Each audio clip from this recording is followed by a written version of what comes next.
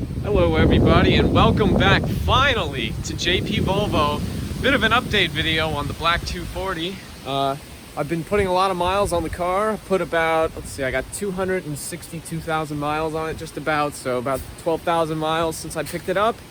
And I'm just going to run you through a bit of the work I've done recently and a bit of the things that still need to be done. And this starts pretty much all the way back since my last video, all the things I've done. I've filmed bits and pieces of it, but it was just kind of hard to make videos exactly with what I was doing. So I'm just going to walk you around the car and show you guys what's been done.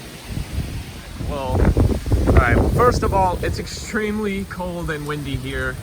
And it's like 40 degrees, so I'm gonna try and make this quick so I can get inside. First thing you'll notice is we got some Virgos on the car, and that's literally just because I decided to swap the wheels off of the 1990 wagon here because, well, this car doesn't get driven a whole lot except for, you see it's got music equipment in the back whenever my dad does some shows. He's in a band, so you can notice there's kind of a square on the door. That's like that on both sides. I have magnets with racing numbers on them that I keep on the doors, but I took them off the other day and haven't washed the car really.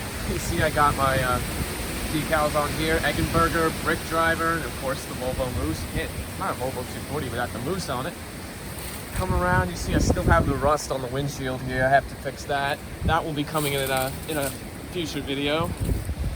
I have fixed my side marker lights. I was having some issues with those. Spray painted the inside of them chrome again. Come around, there's a flag on my head. It's better. Clear coated this fender a little bit. It was peeling. You can kind of see there's just a harsh tape line on there. Still have some work to do with that. It's kind of peeling all the way around, all the way down. It doesn't really bother me, but because like I said, it's beater car, but might take care of that again, even better in the future.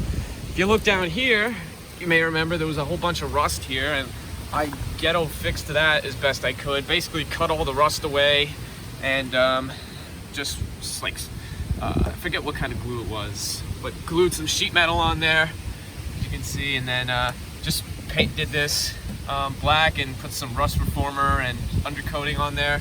And I plan on getting the rest of the rocker panel as well as putting on the side molding here, which I do have, so that's definitely something I'm going to do in the future.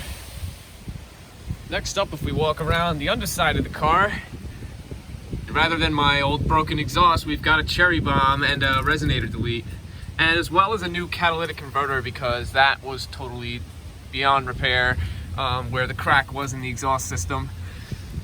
So there's that.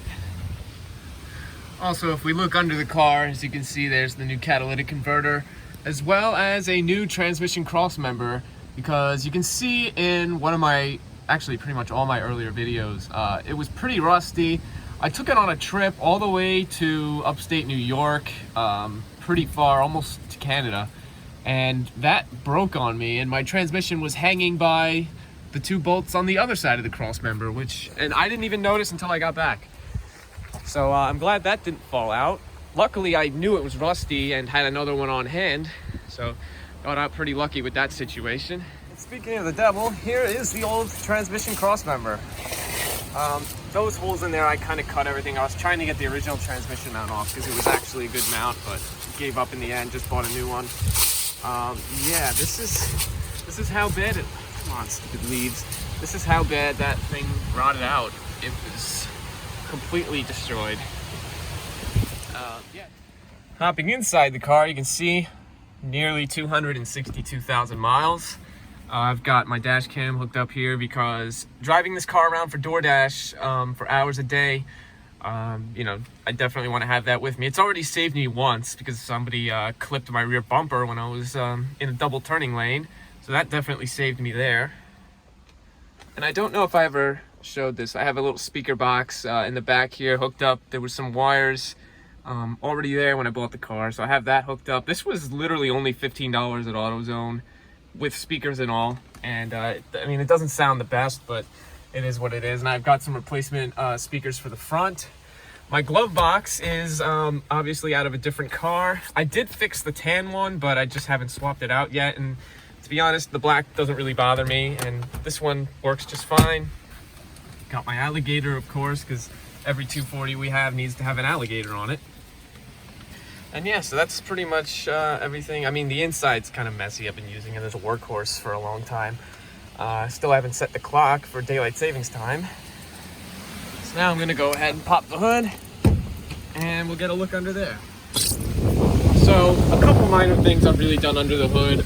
First one is the alternator bushings. I can't really see it from here unless I get under the car and remove the splash pan and everything. But that was the cause of my unfixable belt squeal, because those things were just shot. I replaced the distributor cap and rotor just actually a couple days ago because I was starting to have some starting problems in the cold and the wet. And so that fixed that problem immediately. Otherwise, the car's been dead reliable. I've driven it all the time, sometimes 100 miles a day for DoorDash. We look under here, I have a Boom Blaster's horn because I'm a child basically. I got my remote here, I can program custom sounds into it. So you can see I hit, it's pretty loud. I have the bruh sound effect. I got a donkey in case someone cuts me off.